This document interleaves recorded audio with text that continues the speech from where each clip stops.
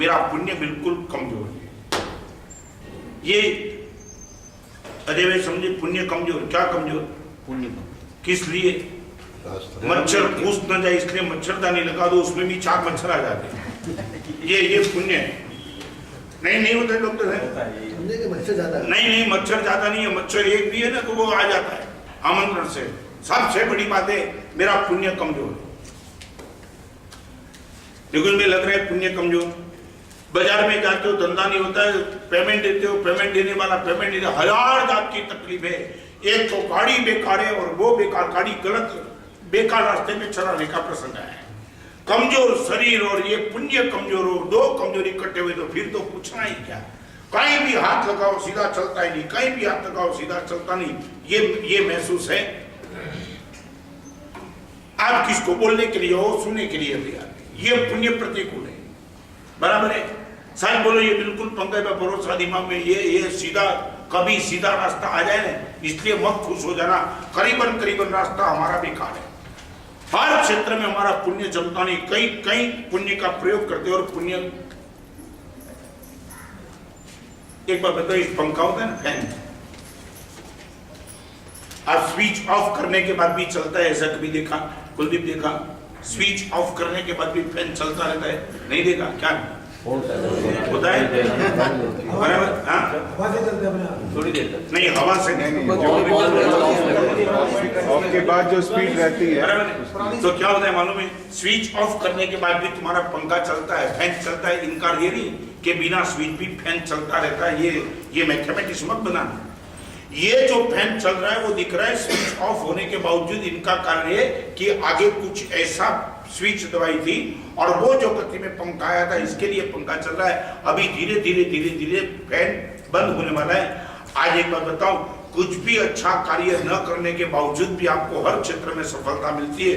वो ये मत मानना कि आपके पुरुषार्थ से मिली है। गत जन्म में आपने कुछ अच्छा कार्य का फैन चलाया था, वो अभी तक चल रहा है। जिस दिन ये गति बंद हो जाएगी, अपने आप से पता चलेगा कि ये बंद क्यों हो गया, क्योंकि अच्छे कार्य करने तुमने बंद कर दिए थे। ये विश्वास बैठता है मंदिर में। आपने कुंभार देखा है? कुंभार वो घड़ा बनाता है, घड़ा तो चाक चलाता है, चक्र एकदम जोर से दंड डालता है, दंड डाल के घुमाता है, फिर ये दंड उठा लेता है, दंड उठाने के बाद भी घड़ा चलता है। ये चक्र चलता है। किस लिए? आगे इतनी गति दे दी थी, वो गति की हिसाब से चलता है। मगर फिर क्या होगा? धीरे धीरे वो चक्र शांत हो जाएगा। मैं आज इतना कहना चाहता हूँ, अच्छा कार्य न करने के बावजूद भी मुझे सफलता मिल रही, इनका कारण गत जन्म का पुण्य का पैकिंग जबरदस्त है मेरे पास, बराबर है। तो एक बात है, गाड़ी बेकार है, बेकार गाड़ी, और दूसरे नंबर में रास्ता गलत है। यही बेकार रास्ता है। नंबर तीसरी एक विकल्प हो गया, गाड़ी बेकार है। नंबर 2 पुण्य मेरा प्रतिकूल है। नंबर 3 ट्रैफिक जाम है। चलो मान लिया रास्ता भी अच्छा होता तो ठीक है, रास्ता बेकार और ट्रैफिक जाम, चारों ओर सब हॉर्न बजा रहे हैं, चारों ओर। ट्रैफिक जाम का अर्थ है हर व्यक्ति मेरे खिलाफ जा रहे हैं, कोई मुझे अनुकूल बन के बात नहीं करता है। नंबर 1 गाड़ी बेकार, नंबर 2 रास्ता बेकार, नंबर 3 ट्रैफिक जाम। ये स्थिति में हमें चलना पड़ता है। न पत्नी मानती है, न बाप मानता है, न बेटा मानता है, न कोई मानो कि जिनके भी सामने बात करो हर चीज मेरे खिलाफ जाती है। ये तीसरी कमजोरी है। और ये 3 कमजोरी को भी अवॉइड करके हम निकल सकते हैं यदि हमारे पास कुछ ताकत है तो। चलो आप बोलो, गाड़ी बेकार, रास्ता बेकार, ट्रैफिक बिल्कुल माने कोई नीति नियम ही नहीं, फिर भी हम मंजिल तक पहुंच सकते हैं ड्यू टू। मैं वो एक बात कहना चाहता हूँ आज प्रवचन में, वो प्रवचन का साफ सब्जेक्ट वो है, बेकार गाड़ी होने के बाद भी हम पहुंच पाते हैं। ट्रैफिक कितना भी जाम तो कोई दिक्कत नहीं है, रास्ता कितना भी बेकार हो तो भी कोई दिक्कत नहीं है, मगर एक चीज चाहिए। ये मैं बताऊं हमारी मानसिकता क्या है डॉक्टर साहब? गाड़ी बेकार, रास्ता गलत, रास्ता खराब, ट्रैफिक जाम और ड्राइवर नशे में। ड्राइवर नशा करके बैठा है, स्टीयरिंग व्हील पर जो बैठा है वो बिल्कुल नशा करके बैठा है। तभी बैठ सकता है, नशा में रहेगा तभी ये संभाल सकता है। नशे में रहेगा नहीं संभाल सकता। इनको नशा ही मालूम हेलीकॉप्टर चाहिए गुरुदेव, क्या है? हेलीकॉप्टर चाहिए। हेलीकॉप्टर चाहिए ना। अभी हेलीकॉप्टर भी ये नेताओं का बिगड़ रहा है। तुझे मालूम नहीं है अंबानी के हेलीकॉप्टर में क्या हो गया था? मिट्टी और कचरा। अनिल अंबानी के हेलीकॉप्टर में क्या हो गया? निकला। तू कुछ भी मांगो तेरा पुण्य वहीं आएगा हेलीकॉप्टर में। अभी मैं ये कहना चाहता हूं, ड्राइवर नशे में इनका अर्थ मेरे पास सद्बुद्धि नहीं है। सबसे बड़ी बात है, शरीर कमजोर है, पुण्य प्रतिकूल है, परिवार या तो व्यक्ति मेरे खिलाफ है, और सबसे बड़ी बात है कि मेरी सद्बुद्धि एब्सेंट है। यदि ड्राइवर ही नशे में है तो फिर तो गाड़ी को पहुंचाना तो रियली असंभवित हो गया। अभी मैं एक अलग बात करना चाहता हूं बंगे भाई, ऐसे रास्ते पे, ऐसी गाड़ी पे और ऐसी ट्रैफिक जाम के बीच में भी मंजिल तक पहुंचने में सफलता मिल सकती है, ड्राइवर यदि अच्छा हो तो। वो ड्राइवर के हाथ में है स्टीयरिंग व्हील। यदि मेरे पास सद्बुद्धि हो, चाहे कितना भी बेकार शरीर हो, चाहे भी सब सारी दुनिया मेरे खिलाफ हो, मगर सद्बुद्धि मेरे पास हो, मेरी समाधि को डिस्टर्ब करने की किसके बाप की ताकत नहीं। मैं आज वो पूछना चाहता हूं, हम गाड़ी को रिपेयर करने में लगे, रास्ता अच्छा करना चाहिए, वो हमारी शिकायत है। हम ये मानते कि ट्रैफिक बिल्कुल क्लियर होना चाहिए, मगर भगवान बोलते हैं सबसे बड़ी बात है कि स्टीयरिंग व्हील पर जो बैठा है वो ड्राइवर नशा मुक्त होना चाहिए। मेरे पास यदि सद्बुद्धि हो, और एक बात बताऊं, सच बोलो, रास्ता क्लियर हो, गाड़ी मर्सिडीज हो, ट्रैफिक बिल्कुल जाम ना हो, मगर ड्राइवर नशे में हो तो क्या होगा?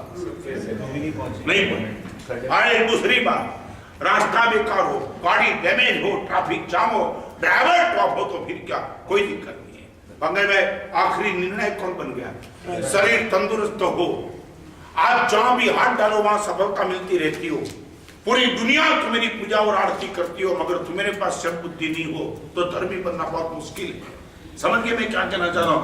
तो सबसे बड़ी महत्वपूर्ण बात क्या है?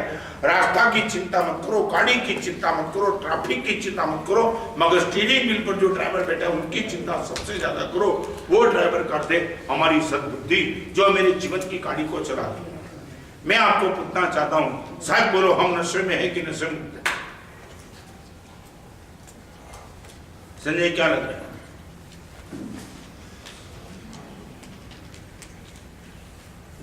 हम गाड़ी नहीं लाने की सोच रहे, रास्ता क्लियर करने की सोच रहे, ट्रैफिक जाम हो वो सोच रहे, मगर मैं नशा मुक्त हो जाऊं, बस ये पंगत है। धर्म की बात ये है, मैं ये कहता हूं कि धर्म किनको कहेंगे? जिनके पास सद्बुद्धि है वो धर्मी है, जिनके पास सद्बुद्धि नहीं है वो धर्म करता है, फिर भी उनको धर्मी कहने के लिए प्रभु तैयार नहीं है।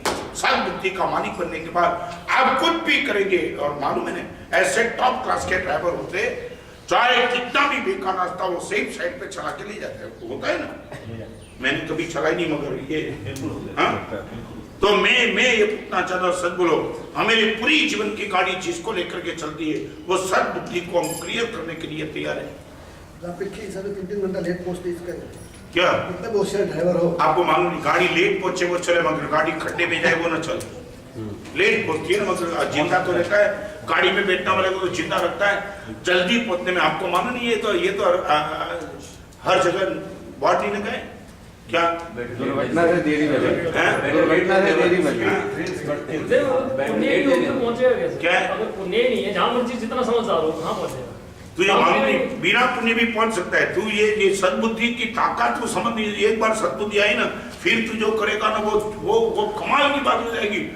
सारा पुण्य सद्बुद्धि के पास है। सद्बुद्धि और पुण्य नहीं है तो काम कहाँ से होगा? अभी एक तुझे मालूम नहीं, सद्बुद्धि हर चीज को पुण्य में कन्वर्ट कर देती है, तुझे वो भरोसा नहीं ना। सद्बुद्धि का क्या है? एक बार बताओ, हम तो क्या मानते हैं मालूम है? वो बंगले में मैं MP में था चातुर्मास, तब MP के रास्ते तुमने देखे होगे तो पता होगा, बहुत बढ़िया रास्ते। हाँ? 15 किलोमीटर से ऊपर जा नहीं सकते आप। हाँ, तो मैंने MP के प्रवचन में किया था कि पूरे हिंदुस्तान में सबसे कम एक्सीडेंट होते MP में ड्यू टू ये रास्ता। आपको मालूम नहीं? ये सच, मैं सच बोलता हूँ, ये सच बोलता हूँ। सारे हिंदुस्तान में कम से कम एक्सीडेंट होते हैं MP में ड्यू टू रास्ता। वो इतने बेकार रास्ते थे कि गाड़ी टॉप गियर में चला ही नहीं सकते, 4th गियर में जाती नहीं, धीरे धीरे एक घंटे में 15 किलोमीटर। तो सब कम एक्सीडेंट हुआ। सबसे बड़ी बात तो पंगल में मैंने वो प्रवचन भी किया, लोग खुश। मैं बोला देखो तुम्हारा पूरा परिवार सलामत है गवर्नमेंट की व्यवस्था के हिसाब से। मैंने प्रवचन मंत्री को